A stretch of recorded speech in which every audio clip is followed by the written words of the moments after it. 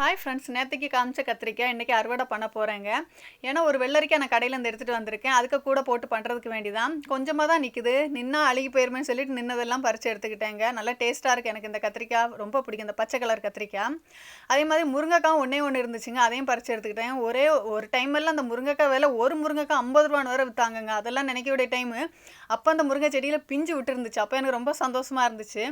அந்த ரேட்டை கேட்கக்கூடிய டைம், இப்போ மாடி தோட்டத்தில் பறிக்கக்கூடிய டைம் அவ்வளோ சந்தோஷமாக இருக்குது. முருங்கை செடியில் ஒரு இலையும் இல்லை, ஆனால் முருங்கைக்காய் நிற்குதுங்க. சின்னோடு குச்சி மாதிரி நிற்குது. சரி, ஒன்றை விட்டுட்டேன், விதைக்க வேண்டி அப்படியே நிற்கட்டும்ன்ட்டு. ஏன்னா முருங்கை மரத்தை பார்த்த உடனே எனக்கு பயமாக இருக்குது. சரி, விதைக்காவது விட்டு நம்ம எடுத்து வைக்கணும்னு சொல்லிட்டு ஒன்றை விட்டுட்டேன். ஸ்ட்ராபெரி அழகாக பழுத்து நிற்குதுங்க. இந்த வாட்டி தான் கரெக்டான அளவாக பழுத்துருக்குது. பெரிய காயாகவும் கிடச்சிச்சு. ஒரு பிஞ்சு நிற்குது, அப்படியே விட்டுட்டேன். நீ அடுத்த வாட்டி 2 ஆயிட்டு கிடைக்கும். இன்றைக்கான அறுவடை முருங்கைக்காய், கத்திரிக்காய், ஸ்ட்ராபெரி தாங்க. சின்ன அறுவடையாக இருந்தாலும் ரொம்ப சந்தோஷமாக இருந்துச்சு. இந்த வீடியோ பிடிச்ச லைக் பண்ணுங்கள், சப்ஸ்கிரைப் பண்ணுங்கள். தேங்க்யூ.